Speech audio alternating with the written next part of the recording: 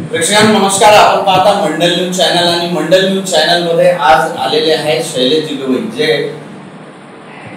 वंचित बहुजन आघाडीचे जिल्हाध्यक्ष आहेत. सर, आज जो हा तुम्ही निर्णय घेतला कोणत्या उद्देशाने? उद्देश असं काही म्हणता येईल. हा उद्देश असा आहे की सामाजिक हिताचा, लोकशाहीला बळकटी करण्यासाठी, संविधान वाचवण्यासाठी जो उमेदवार ताकदीने उभा आहे त्या उमेदवाराला समर्थन देण्याकरता आम्ही आनंदराजी आंबेडकरच्या बेसमध्ये असते तर आम्ही त्यांना ताकदीने त्यांचाच प्रचार केला असता, त्यांना निवडून आणण्याचा प्रयत्न. पण आज परिस्थिती पाहता बळवंतराव वानखडे हे फाईट देण्याच्या याच्यात आहे. त्यामुळे सध्या बाळासाहेब आंबेडकरांचंच म्हणणं आहे की आपल्याला हे जे रथ आहे थांबवायचं आणि ते थांबवायसाठी एकत्रीकरण असणे हे फार आवश्यक आहे. आणि त्या एकत्रीकरणासाठी जर आमच्यासारखे काही शिकले सवरलेले, वंचितचं जरी नाही म्हटलं तर शिकलेले जे समाजातील सुद्धा नागरिक आहे ते जर मताचं ध्रुवीकरण स्वतःच करत असेल तर त्या विरोधात आम्ही आमचं एवढंच म्हणणं आहे की जी सीट निवडून येणारी आहे तिला बळकट करणे आणि भाजपच्या विरोधात तिला मजबूत करून निवडून आणणे. नाही तर वंचितच्या काही मनामुळे जर तो उमेदवार पडला निवडून किंवा आमचा उमेदवार काँग्रेसमुळे पडला अशी परिस्थिती सध्या नाही. म्हणून आम्ही ताकदीने बळवंतराव वानखडेंना ताकद दिली पाहिजे अशी आमची इच्छा आहे. सर, तुम्ही एक जिल्हाध्यक्ष वंचितचे आहात आणि त्याचबरोबर तुम्ही संपूर्ण जिल्ह्यात वंचित रुजवले, अनेक आंदोलने केली, अनेकांना न्याय मिळवून दिला आणि एवढं असून सुद्धा वंचितमध्ये असून सुद्धा तुम्ही जो हा निर्णय बळवंतराव वानखडे यांना सपोर्ट करण्याचा घेतला आहे, काय पक्षश्रेष्ठीला अधिसूचित केलं? काही पक्षसृष्टीला अधिसूचित केलं. ह्या ज्या परिस्थित्या चालू होत्या, ज्या वंचितला प्रॉपर न्याय नाही, वंचितला घेऊन चालण्याच्या कुठल्या भूमिका घेतल्या गेल्या, वंचित गावोगावी आणि फक्त सेना कुठेच नाही आणि वंचितच्या कार्यकर्त्यांना तो प्रॉपर न्याय भेटला पाहिजे. आणि कार्यकर्ते ग्रामीण भागात राहतात तर त्यांना वरच्या लेवलवर काय होतं हे काहीच कल्पना नाही. त्यांना दाखवलं वेगळं जाते, रस्ते वेगळं. त्यांना ह्या सगळ्या गोष्टी मला आणून त्यांच्या लक्षात आणून द्यायच्या की हे ध्रुवीकरण होणे आवश्यक नाही. त्या ध्रुवीकरणामुळे येणाऱ्या सीटला त्रास होईल. त्यासाठी एक सुशिक्षित म्हणून मी सर्वांना सांगू इच्छित होतो की ही जी परिस्थिती आहे ती फार चुकीची होत आहे. ते वरच्या पक्षश्रेष्ठींनी नाही सांगितलं तर त्यांच्याकडून वेगळे रिप्लाय आले. मग जिल्ह्यातील नागरिक असून जिल्ह्यातल्या काय आहे म्हणजे सामान्य नागरिकांना समजेल कसं? वेगळे निर्णय म्हणजे तुमचा जिल्हा आहे, तुम्ही पहा. पण आम्हाला जिल्हा चुकीच्या मार्गाने जाता कामा नये. कारण बॉर्न अँड ब्रॉटअप जन्म इथे झाला, मरणार इथे आहे. तर आपल्याला तर खासदार कोणी बळवंतराव खासदार झाले पाहिजे यासाठी आम्ही ताकद लावून आलो. कारण या जिल्ह्याची प्रगती झाली पाहिजे. आपण हे सगळं करून आलो तर या जिल्ह्याच्या प्रगतीसाठी करायचं. इलेक्शन लढणं आहे तर जिल्ह्याच्या प्रगतीसाठीच नाही. म्हणून जिल्ह्याचा निर्णय जिल्ह्यातल्या लोकांनी घेतले फार अभिमानी. मग त्याला पडलं नाही तर असं समजा की एक सामान्य नागरिक म्हणून जसे तुम्ही एक नागरिक आहात, तुम्ही पॉझिटिव्ह विचार करत जिल्ह्याच्या प्रती, तसं मी पॉझिटिव्हली जिल्ह्यासाठी घेतले. आता 4 दिवसावर निवडणूक घेतली आहे. तुम्ही जो आता हा निर्णय घेतला बळवंत सरांना सपोर्ट करण्याचा, पाठिंबा देण्याचा, हे आधीही आपण करू शकतो. ह्या गोष्टीसाठी 6 दिवस 7 दिवस माझे पाय गेले. मला हायर ऑथॉरिटीशी बोलणं, काही तालुकाध्यक्षांशी बोलणं, हे सगळं करण्यात आलं. त्या हिशोबाने या सगळ्या ज्या गोष्टी होत होत्या त्या होता होता वेळ गेला. सभा आली, सभा झाली 19 तारखेला. तर त्या सभेतही नियोजनाच्या बाबतीत, बाकी गोष्टीच्या बाबतीत पण मी पण वरच्या ऑथॉरिटीची वाट करत राहिलो. त्यांनी त्यांचे कोणते एक्सपोज नाही केले, त्यांनी काही सांगितलं नाही. म्हणून मला स्वतः जिल्हाध्यक्ष ह्या नात्याने जिल्ह्याचे निर्णय घ्यायचा अधिकार आहे. म्हणून मी हा निर्णय घेतला. आता त्याचे परिणाम जे होणार आहे ते माझ्या समाजाच्या विरोधात झाले तर मला योग्य नाही वाटणार. पण येणाऱ्या उमेदवाराला जो समाजातला आहे त्याला एक ताकद देणं फार आवश्यक होतं. त्यामुळे हे निर्णय घेतले. आपण आता जे बोलले की बळवंत सर हे येणारे उमेदवार आहेत, हे रेसमध्ये आहेत, हे तुम्हाला आधीही कल्पना असेल जिल्हाध्यक्ष या नात्यात या कारणानं, तर तेव्हा जेव्हा पिल्लेवार यांना उमेदवारी मिळाली होती तेव्हा तुम्ही पक्षश्रेष्ठींना एक सूचना तेव्हा दिली होती. पिल्लेवारला जेव्हा उमेदवारी दिली तेव्हा पक्षाचे 100 लोक बाळासाहेबांना भेटायला गेले होते.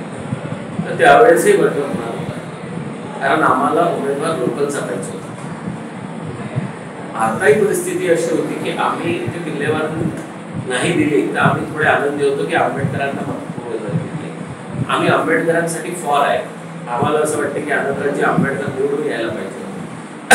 पण हा जो वेळ इतका वाया घालवला रिपब्लिकन सेनेच्या पदाधिकाऱ्यांनी, तर ते रिपब्लिकन सेनेचे पदाधिकारी वंचितच्या पदाधिकाऱ्यांना न विचारात घेता स्वतःच कुठे निर्णय घ्यायचे. त्यांची स्वतःचं नियोजन नाही आहे, त्यांची स्वतःची यंत्रणा नाही आहे, त्यांच्या स्वतःचे बूथ नाही आहे, त्यांच्या स्वतःच्या कार्यकर्त्या नाही आहे, तरी ते आम्हाला आदेश करत होते. मग आज रोजी वंचित जो सगळं काही नाही, तर आम्ही आंबेडकर आले म्हणून आम्ही ताकदीने बाहेर निघालो. पण त्यांना बाहेर निघणे वाईट वाटत असेल म्हणून परिस्थिती अशी निर्माण झाली की हे उमेदवार होते आणि हे उमेदवार होते. पण हे ताकदीत मागे पडत आहे. तर आम्ही हे जे ताकदीत पुढे आहे यांना आपली स्वतःची ताकद देणं, आणि मला समाजाचाही प्रेशर होता, भरपूरशा लोकांचा प्रेशर होता की यावेळेस आपण तुमच्यासारख्या माणसांनी आणि सगळ्यांनी येणाऱ्या सीटला ताकद पिल्लेवार यांना जे उमेदवारी वंचितकडून जाहीर झाली तर आमचं असं ऐकण्यात आहे का तुमची मागणी होती उमेदवारी, माझा विषय धरून तर ही हा पाठिंबा नाही, मला नाही मिळालं असा काही. मी तुम्हाला काय सांगतो की मला कधीच आणि मी कधीच तिकीटची डिमांड केली, मला उमेदवारी द्या हे कधीच मी म्हटलं नाही. मलाच म्हटलं गेलं की तुमची उमेदवारी काही कारणास्तव नाही झाली असेल तो भाग निराळा. पण पिल्लेवारला दिलं ते फार वाईट वाटतं, कारण ते पक्षाचे पदाधिकारी होते, पक्षाचे सभासद येतात, ते कोणत्या पक्षाच्या पदाधिकाऱ्यांना ओळखत पण होते, त्याच्यामुळे विरोध होता. पण आंबेडकर साहेबांना उमेदवारी दिल्यामुळे आम्ही पॉझिटिव्ह. आता तुम्ही जिल्हाध्यक्ष पदाचा राजीनामा दिला का? नाही, मी वंचितसाठीच काम करत आहोत आणि मी वंचितमध्येच राहणार. पण जर पक्षाने कोणती कार्यवाही केली तर मी ते कार्यवाही फेस करायला तयार आहे, कारण ही कार्यवाही माझ्या स्वतःच्या स्वार्थासाठी नाही आहे. ह्या जो पाठिंबा आहे याच्यातून मी जिल्ह्याचं हित बघितलं, जिल्ह्याचा येणाऱ्या उमेदवाराला ताकद द्यायचा प्रयत्न केला, आणि मला महाराष्ट्राचं राजकारण करायचं नाही, मला माझ्या जिल्ह्याचंच राजकारण करायचं आहे. त्यात जर बळवंतराव खासदार होत असेल तर मला कोणत्या प्रकारचा विरोध नाही. त्या हिशोबाने मी राजीनामा तर देणार नाही, कारण मला सध्या बाळासाहेब आंबेडकर हेच आमचे नेते आहेत, तर आमच्यासाठी आदरणीय आहे. पक्षाने जर अशी कोणती भूमिका घेतली तर मी संघर्ष करून आलो, संघर्षातून नाही पद असलं तरी काम करणार. या मुलाखतीच्या माध्यमातून तुम्ही साहेबांना म्हणजे प्रकाश आंबेडकरजींना काय संदेश ही भूमिका का घेण्यात आहे? तसे तुम्ही वैयक्तिक जे तुम्हाला बोलायचं ते बोलणारच, पण जर संधी मिळाली या मार्फत काय तुम्ही मेसेज देणार? ही भूमिका घेण्याचं प्रमुख कारण, ही भूमिका घेण्याचं प्रमुख कारण की समाजाचा जो माझ्यावर वाढता दबाव होता, समाजातील छोटा गरीब माणूस सुद्धा यावेळेस मोदीच्या विरोधात म्हणतात, समाजातील गरीब माणूस सुद्धा लोकशाहीला बळकट करण्यात संविधान वाचवलं, आणि स्वतः आमचे सध्या बाळासाहेब आंबेडकरांचे देश त्याच्यावर साहेबांना हे सांगू इच्छितो की तुमच्याच पावलावर हा कोणत्याच प्रकारचा बदल नाही आणि तुम्ही जो आदेश द्याल तेच आमच्यासाठी शेवट. तुम्ही वंचितचे जिल्हाध्यक्ष आहात, संपूर्ण जिल्हा तुम्ही इथून काढता, काय वाटतं बळवंतची महाराष्ट्र नवनीत मला वाटत आहे पाठिंबा देत आहे, पण एक आम जनतेला जेव्हा तुम्ही नागरिकांना भेटतात तेव्हा त्यांची प्रतिक्रिया काय आम्हाला वाटते बळवंत कशा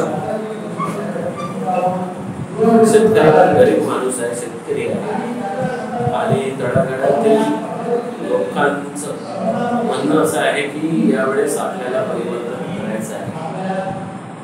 त्यामुळे असं वाटत आहे की आणि बळवंत भाऊच्या प्रचाराला पॉझिटिव्ह प्रतिसाद मिळत आहे. त्याच्यामुळे असं वाटत आहे की बळवंत भाऊ रेस जाता जाता प्रेक्षकांना काय मेसेज देणार, काय आवाहन करणार? एवढंच आवाहन करेल की लोकशाही आणि संविधान हे आपले मेन आधारस्तंभ आहे आणि ते आधारस्तंभाला जो कोणी धक्का लावत असेल त्याच्यासोबत राहू नका. मतदानाचा ज्यांनी अधिकार दिला तो मतदान करा आणि ताकदीने महाविकास आघाडी सत्तेत येतो नाहीये, बळवंत वानखेडेंना ताकदीने निवडून आणा आणि तुमच्या ज्या ज्या इच्छा आकांक्षा आहेत त्या पूर्ण करा, एवढीच माझी. प्रेक्षकांनो, हे होते शैलेश गवई, वंचित बहुजन आघाडीचे जिल्हाध्यक्ष. आणखी आपण नवीन व्यक्तीसोबत भेटू, तोपर्यंत पाहत राहा मंडळी. धन्यवाद.